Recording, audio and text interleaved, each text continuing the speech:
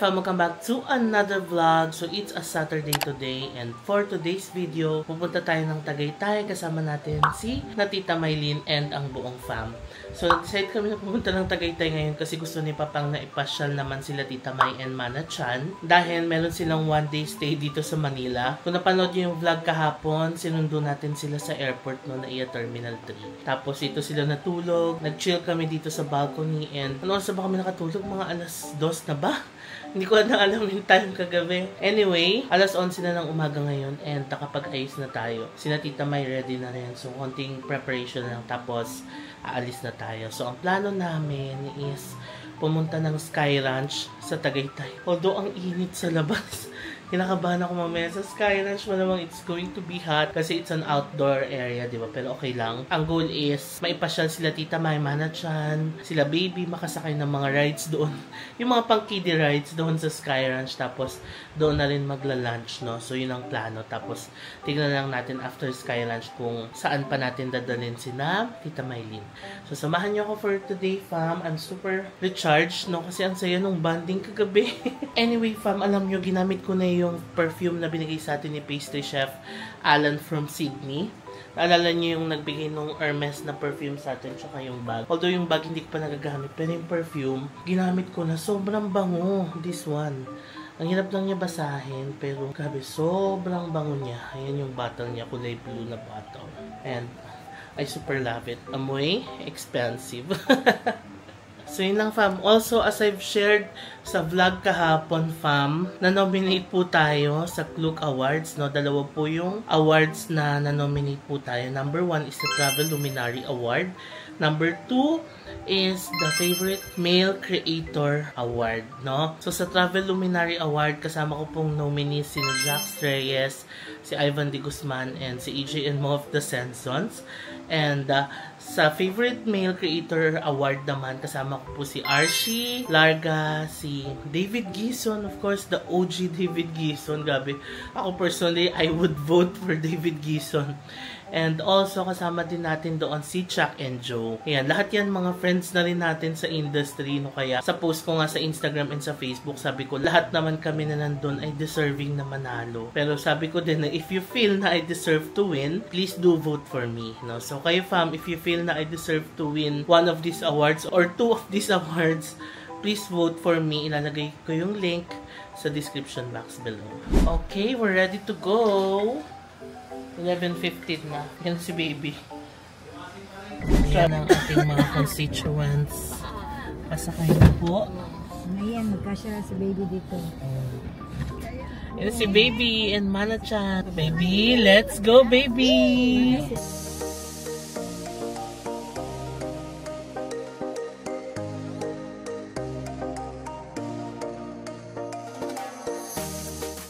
Okay, we're here na tayo sa Sky Ranch. Isang oras lang ang biyahe from our place. Galaxy Arcade. May arcade na pala sila dayo. Meron. Oh. Meron yung dito sa banda. Pay upon entry, 50 pesos. Oh, Mana Chan. Oh, pay upon entry. Dito na kami sa Sky Ranch. Yan ang fam. Hello. Welcome to Sky Ranch. Picture. Let's go. Picture agad. Tara, doon na. We're gonna eat lunch muna. It's currently 12:40 ng tanghali. Okay, we're here at PL at Claw Daddy's. So, meron silang steak, ribs, seafood. Tapos may bulalo din. Okay. Layan na yung rides. Dito tayo. Claw Daddy's. Kain tayo, Caesar salad. Ayan na yung food natin. We have steak, calamari, seafood boil, fish and chips, ribs. Let's eat. Okay, tapos na kami mag-lunch sa Claw Daddy's. Nandito na kami sa Sky Ranch. Mag-entrance na. 100 pesos yung entrance. 80 pesos kapag senior PWD. Ayan na sila. Si Mana excited nang pumasok. Rides na siya. Si baby, oh. Papasok na kami. Ayan na si baby. Takbo-takbo na siya. Oh, ayan, oh. Saya oh, ang happy oh. Kapapa yan. Ilang minuto pa lang yan. Ito ang batang ayaw mag-sleepers eh. Tita Maylin bumili ng ticket, sasakay si Mana. Dito, ayan. Videoan natin si Mana, ayan o.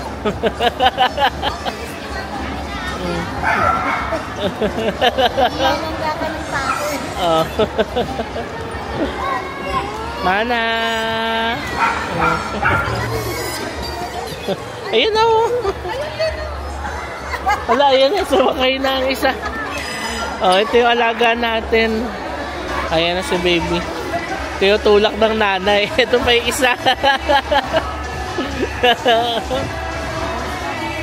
Dali, tulak mo na. Oh.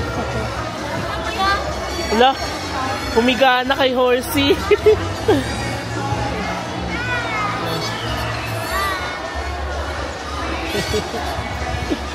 Ayan si baby, nandun na kay Panda. Ayan si baby, oh. Ah, may timer pala siya sa likod. 5 minutes nga lang. 120 pesos. Umi-stop na yung kay Mana kasi time na. Ayan si sis. Hello, be!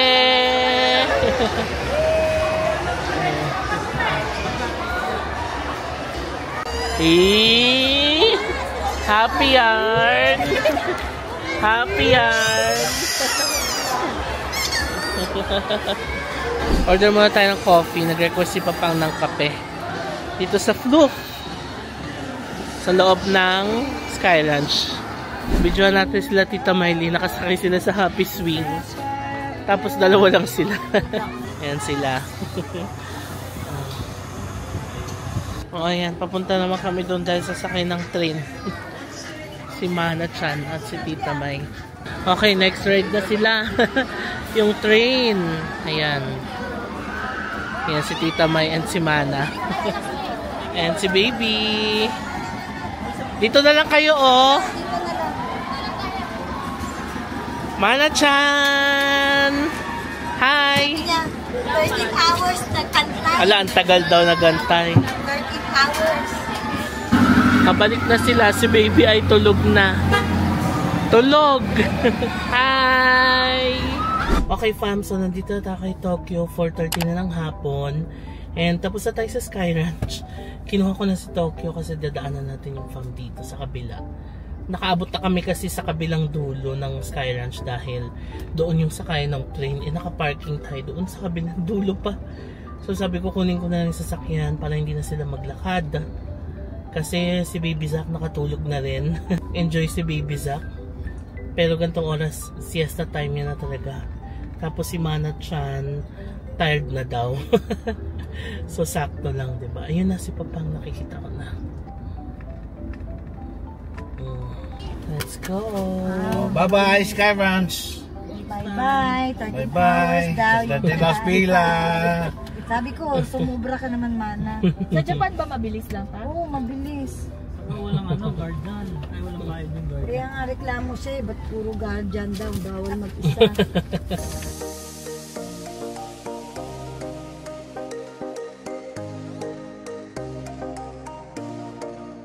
And nandito na tayo sa bahay fam. It's currently 6 PM. Ang saya, isang oras lang talaga yung biyahe natin from Tagaytay, no? So ganun na tayo kalapit sa Tagaytay. Dati-dati yung biyahe from our house to Tagaytay nasa 3 to 4 hours. Ngayon isang oras na lang. So ang saya na, ang lapit na natin sa Tagaytay, no? Kaya ang ganda nung hangin dito. Isa rin sa mga nagustuhan ko dito sa lugar na napili namin. Ang ganda nung quality of air. Talagang hindi siya pang city na quality of air ganun. Basta sobrang presko and sobrang chill. So ngayon, magpapahinga lang tayo saglit. Dumating na yung ating luggage from Innovator PH. And since walang tao dito kanina, pinasuyo na lang muna namin sa guard. Tapos sila guard yung nag-receive. Kukunin na lang doon mamaya, no? Tapos unbox natin. Kasi mag-i-impake na rin tayo, no, for our upcoming trip. Pero it will be on separate vlogs. Ang saya nung banding no. Ang saya nung araw na to. Talagang banding with the family. Naisakay namin sila baby sa rides. Sila Tita May na ipasyal, diba? So, ang saya. Thank you Lord for this day.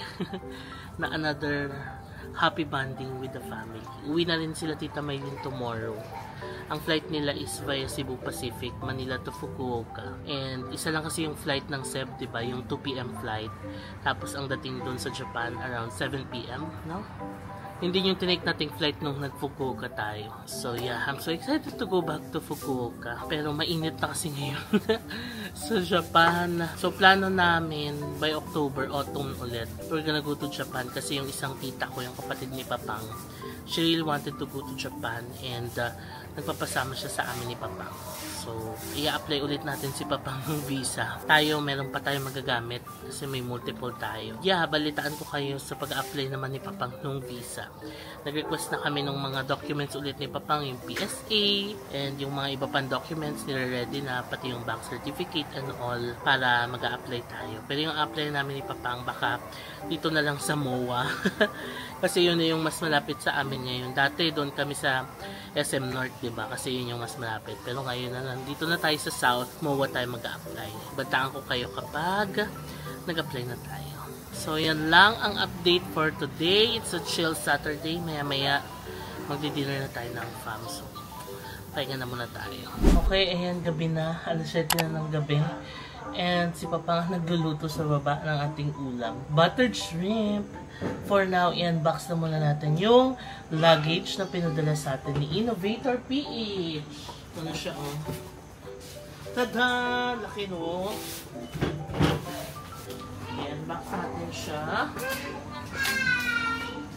Hi! Hi daw, sabi ni Akachan. Akachan! Ayan na, sa Akachan na makulit. Akachan na makulit. Ang tawag sa kanya ni Mana is Akachan. Vacuum. Is that a vacuum? Vacuum. Very good. Uy, vacuum. Very good. Uy, very good. Wala na. Ang ganda ng ano niya, package. No? Ang color na ito ay cafe latte. Then mo na. Ganda, no? Ano siya ta? Japan technology siya. Made in Japan. Ay, ang ganda. Ay, ang ganda. Wow! Ayan, nakalagay pala yung capacity niya. Check-in baggage, 92 liters. So, total 156 cm. Ang maganda dito pa, meron siyang handle sa ibabaw, meron siyang handle sa side, tapos alam nyo, meron siyang handle sa ilalim. Dito ako na-sold eh. Ayan, no?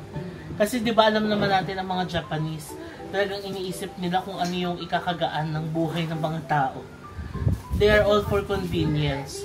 So, naglagay sila ng handle sa ilalim kasi nga pag binuhat mo daw yung luggage, usually hahawa ka sa ilalim, di ba? Para hindi mo daw masira yung gulong. So, dito ka hahawak. No? Nice. Try nga natin i-open to. Ay, ito siya din. Ang purpose daw nito, kapag may mga long layover ka, for example, punta ka ng Paris, oo, tapos may layover, lagay mo lang dito yung mga pangpalit mo sa layover. Para hindi mo na kailangan buksan yung buong luggage mo. Oo, kasi tayo nun, binubuksan natin ng hassle kasi bubuklatin mo lahat. Yan, jacket mo dito. Ang ganda na. No? There's not yung zipper dito. So, dito pala yun, yung mga jackets. Tapos ito yung pangsara. No? Tapos ito na yung loob niya. Okay. Maganda. Pakita natin yung loob. Ayan. Ganda siya. Nice. Pero ano? Letter. Air niya. Pag may sulat ka. Philosophy, working to create a lifestyle that suits you best without being beyond boundaries. Breaking the limits to break free. Wow! Ang cute, pwede pang gamitin itong lagay ng passport. Saka ang ganda na lang. Pumasok ako sa loob kasi umulan sa labas. Pero, konti lang. Parang pa-stop na din. Ayan o. Ayan na yung luggage natin pa. Maganda. Kakulay siya nung theme nung bahay. Actually, nung kausap ko si Innovator dito, since fam nga sila, so alam nila na favorite ko yung ganitong kulay. Kaya yan ang gagamitin natin. I'm super excited to use this sa ating upcoming trip, no? Tulog na ang fam, nagsiakyata na sila. Nagpa-schedule ng massage si sis para sa kanilang dalawa ni Tita May. So, tinreat niya si Tita May ng massage spa dito sa bahay, yung home service na kinukuha namin. Para naman makapag-relax si Tita May bago yung flight nila tomorrow, no? So, i-end ko na itong vlog na ito, fam. Tomorrow, iyahatid na natin sila Tita May sa airport. Pero, baka sina Papang, sina Mamang, sila brother-in-law na lang ang maghatid kasi meron tayong different na errands bukas. So, tomorrow na yung outreach program na in-schedule namin. And kailangan namin bumili ng mga groceries tomorrow ng umaga kasi sa hapon, we're gonna go doon sa place, no, kung saan natin gaganapin yung outreach program natin. So, yun lang, fam. I'm going to end the vlog. It's just a chill day, no, dito sa house. And yung mga ganitong moments, super thankful talaga ako. Kasi we get to bond with the family, we get to spend more quality time with the fam. Also with Tita May na minsan lang natin makasama, di ba? So yun lang, hopefully makita ulit natin si Tita May pagbalik natin ng Japan. So yun lang, fam, good night and I'll see you on the next vlog. Bye!